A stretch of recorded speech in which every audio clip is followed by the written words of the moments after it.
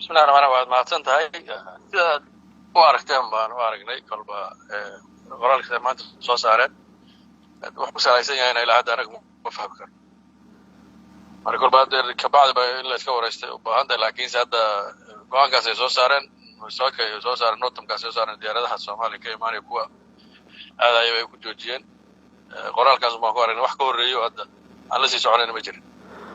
wax jawaab wax fariin oo aad ka hesheen dhigiina dalkaasi Kenya ma jiraan ka hor go'aankan ma ilaa wax fariin oo ka horeysay oo noo soo direen ma jirin sida hadda meelaha lagu soo qoray oo noo soo direen notamkaas ama maxaa la yiraahdaa go'aankaas ay gaareen wax ka horeeyay oo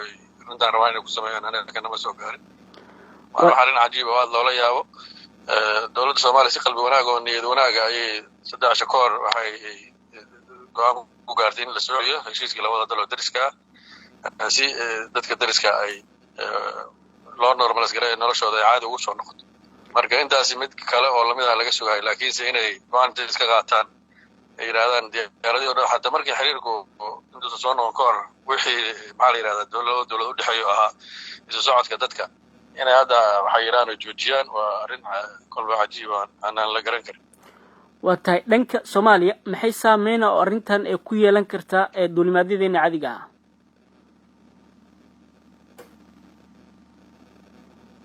hadii dawladda tiraado ayaga waddankaas nolol kaga imaan karo hadda waa labada wadanba ku yeelanaysa saameyn laakiin waxa saameyn wax gooni ah oo dib gooni ah waddanka Soomaaliya u soo jiidaysa inaysan jirin laakiin maadaama dad daris leeyahay dad badan oo Soomaaliya oo ganacsiyaadka soo jiraan ay joogaan waa laga yaabaa inay xogaa safaradu ay ku dheeraadaan maadaama safaradii tooska ah ay ku xayireen ay joojiyeen laakiin hadda wax gooni ah oo Soomaaliya dib ka soo gaaray ma jirtaan islaan wax go'aan ah ama jawaab oo idin qorsheysan oo arrintaas ka bixinaysaan ma jira ilaa hadda oo dawlad ahaan aad gaarteen aad wax degdeg ah ilaa degdeg oo la gaaray ma jiro dawladdu way ka fariisan waana laga tashanay hadii la yiraahdo go'aan markaas ka bacdi ayaa go'aan arrintan oo dhigmo ama go'aan u qalmo ama muhiim ah markaas ayaa laga soo saari doonaa laakiin ilaa hadda wax go'aan hadda aan ka sii hordhacayo dawladda u qorsheysan ay sameynayso maadaama waxba wax iska cusub yihiin oo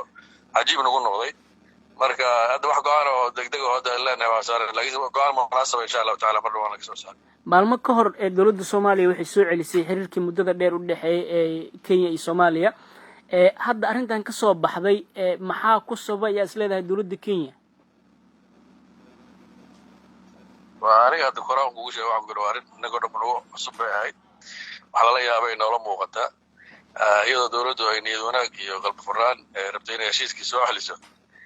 ماشي المركب ولا جوي مالك فقنا يسيق أرسيس كين وأنا سيب درة كل بواحد كلفين أنا قاعد العادة ما كان كروح سؤال وبحر يكين لو يديه لو قاعد صابته وسمعيه